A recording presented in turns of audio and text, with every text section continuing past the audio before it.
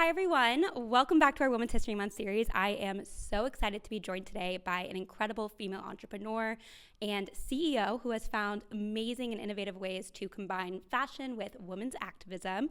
The CEO of Argent, Sali Christenson, thank you so much for being here. Thank you for having me. I love your clothes. I love your mission. You founded Argent with the idea that the right workwear can give women the confidence to succeed in their career. I started in tech, so I really love your story and your mission. Can you talk a little bit about why you believe the right clothing can give women's confidence to succeed in their career and how that might impact women going after leadership positions? The experience of shopping for workwear, first of all, has always been a real headache and frustration for me. It's as if work and women haven't gone hand in hand for the fashion industry. And that was very obvious, and especially working in tech, which is just a different uniform. Like, we were at the forefront of the modernization of the workforce. It was just, always something that I dealt with, but never actually thought I'd pursue starting a company centered around workwear and solving the problem. But I read a study that showed that women are judged based on appearance, and they quantified the impact of what you wear on your bottom line. It's really significant.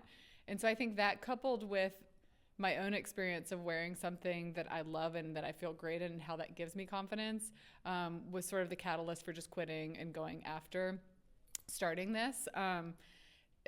There was also an opportunity to storytell and to elevate women and bring professional women's journeys into the brand, and with the goal of inspiring the next generation. If you can see it, you can be it sort of mentality. But I think the confidence piece is really the overarching filter that we apply to everything that we do. Our goal is to give our consumer confidence, because we all deserve to have that and feel at our best when we step into our various workplaces.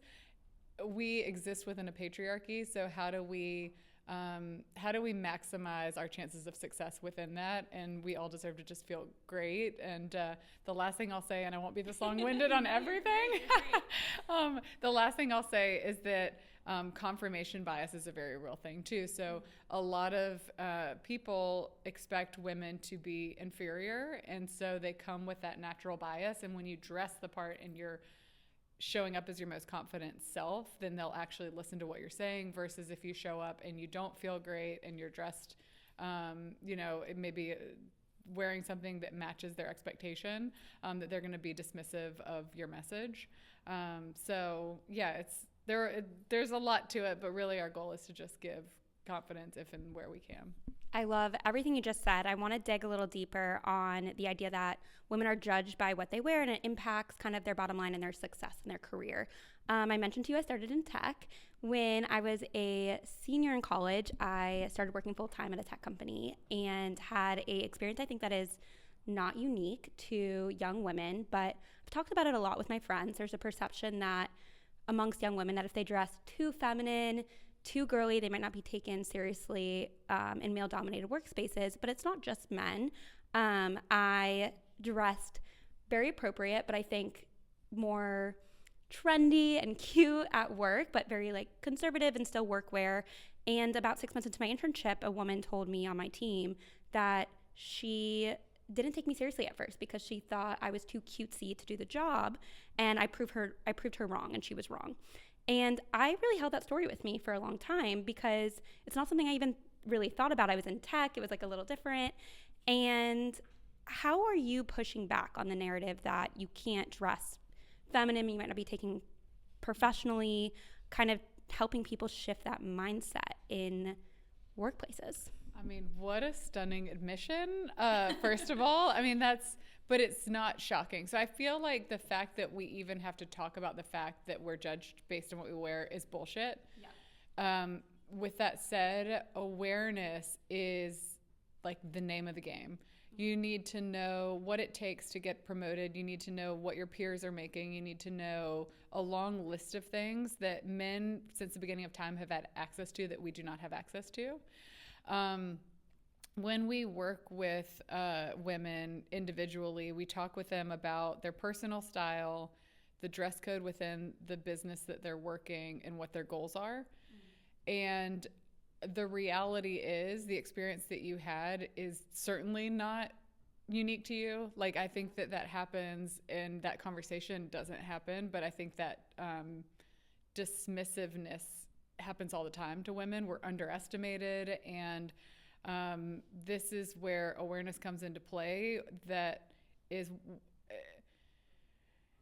how can I be my most authentic self in a way that serves my career goals? And I think sometimes it requires us stepping back from like what you maybe were wearing or wanted to wear, and like finding a middle ground, but that doesn't compromise.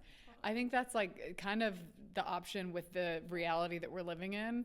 I'm not saying that I subscribe to this. I think we should all be able to wear whatever we want. But given all the obstacles that we have to overcome, I think it's really being considered in terms of how we use dress, just another thing in our toolkit as we navigate career and, you know, everything that we know about it to our advantage. So that's kind of the way that we think about.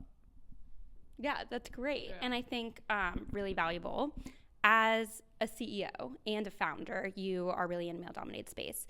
I want to ask your opinion about kind of what's going on right now in the corporate America landscape. There's a lot of companies coming out and sort of rolling back their efforts to workplace protections or programs to help women be in leadership roles, to have the resources that they might need to climb that corporate ladder, or just overall having big narrative shifts about their support for women in corporate America and leadership roles. How do you react to that as a founder? And then also as a female CEO, how do you find people like you, yourself, companies like Argent playing a role in combating that narrative that's growing right now? Yeah, so our mission at Argent is to remove barriers for women. We exist for gender parity and gender equity, pay parity, all the things. I think that what's happening right now is tired, and I think that it does not age well. And you can look at it through a lot of different lenses and see why that's the case. I think on a human level, it's total bullshit. I think women have a harder life experience, and some of that is intentional, and some of that is a result of the fact that we are, you know, carrying children. We're dealing with hormonal fluctuations throughout our lives. From a healthcare perspective, women have been heavily under-researched, and so there's a lot that we have been overcoming, and I think we are absolute superstars and rock stars. I, in this moment, feel hope because of women and the women that we dress that are continuing to show up. I think that the progress that we have made in the last couple of years speaks volumes to the progress that we're going to continue to make, and that doesn't go away as a result of the outcome of this election. I think the fact that we believed that a female president was a possibility is progress in and of itself. And so for us, it's really, I mean, honestly, I'm energized like more than I've ever been, because we are here for our community, and we're here for women individually, and the women that we dress across every industry are continuing to advance and do these incredible jobs in their respective fields, and they're all leaning into activism, you know, I think for the first time. But I think that just being a woman in the working world is a form of activism. So I don't know, there's something about it that I'm really energized by. I think the pendulum always swings to these really extreme places, and I think that that's like more common now, just given the media landscape that we exist within. But there's a very obvious right side of history, and there's an analytical piece to this. Like, all data will support the fact that diversity is imperative. It's going to result in a better bottom line, that getting, you know, people of color and women represented around every table, on every board, within every C-suite is going to result in a better outcome